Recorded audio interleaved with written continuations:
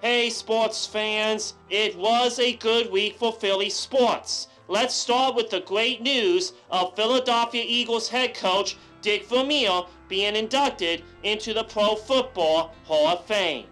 Eagles head coach Dick Vermeil became the 28th head coach inducted into the Hall of Fame Saturday afternoon.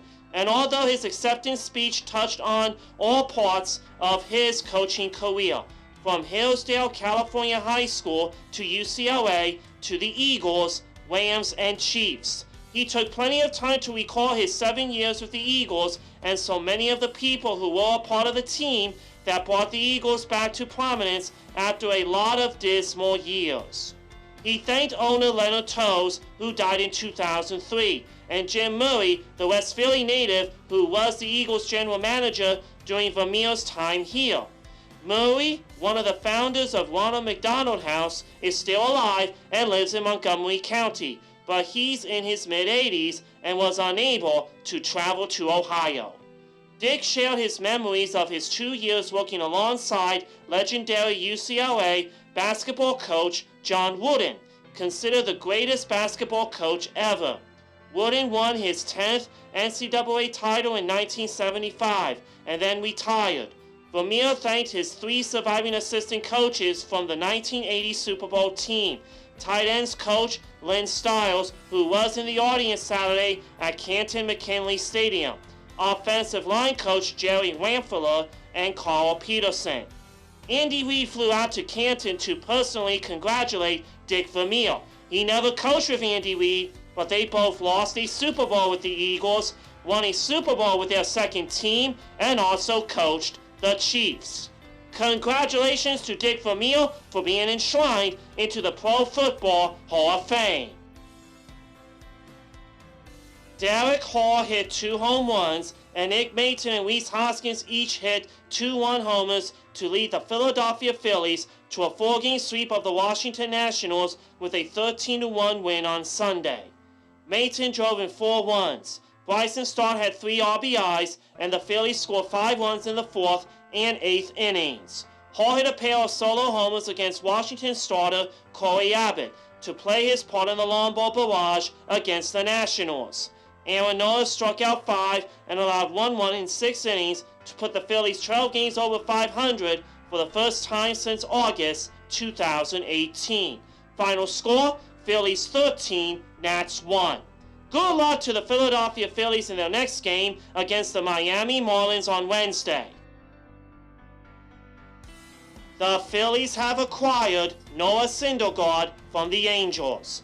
Syndergaard was an excellent pitcher for the Mets from 2015 to 2019 with a 3.31 ERA in that time, along with a 49.1% ground ball rate, 26.4% strikeout rate, and 5.6% walk rate. Unfortunately, Tommy John surgery wiped out his 2020 and almost all of his 2021, with Thor returning to pitch just 2 innings late in the season.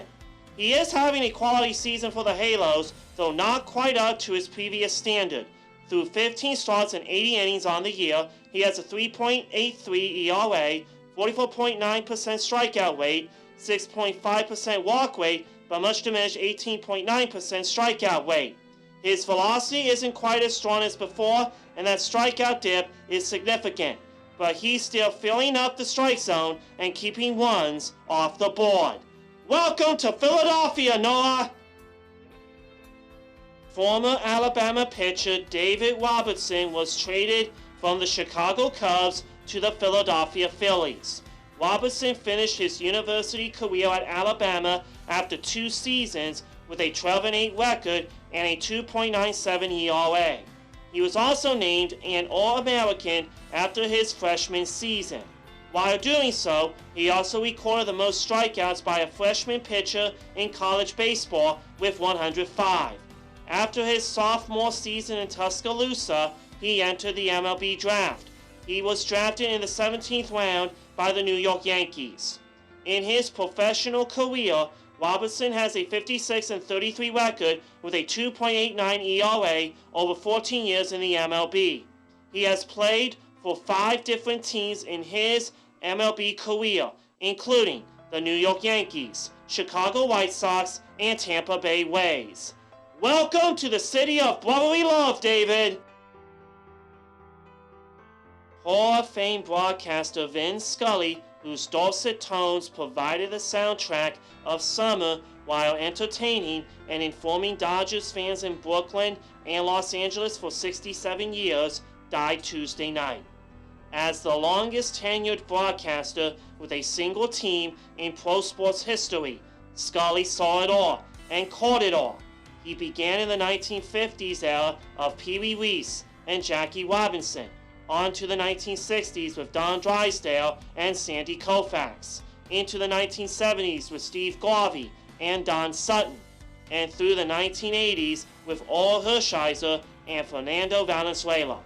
In the 1990s, it was Mike Piazza and Hideo Nomo, followed by Clayton Kershaw, Manny Ramirez, and Yasiel Puig in the 21st century. Scully called 3 perfect games: Don Lawson's in the 1956 World Series, Koufax's in 1965, and Dennis Martinez's in 1991, and 20 no-hitters. In addition to being the voice of the Dodgers, Scully called play-by-play for NFL games and PGA Tour events, as well as calling 25 World Series and 12 All-Star games. He was NBC's lead baseball announcer from 1983 to 1989. Vin will be sorely missed by baseball fans worldwide. How many no-hitters has Vin Scully caught? The answer? 19, starting with August 11, 1950, when Boston Braves pitcher Vern Bickford no-hit the Dodgers, and ending with Clayton Kershaw's no-no in 2014. That is a wrap. You can check me out on my podcast at Stefan Sports Radio, or through the podcast app, or this YouTube channel. And you can listen to me on Saturday nights at 6 o'clock on 1360 WNJC in Cherry Hill. Thank you for watching, and see you next time on Let's Talk Sports.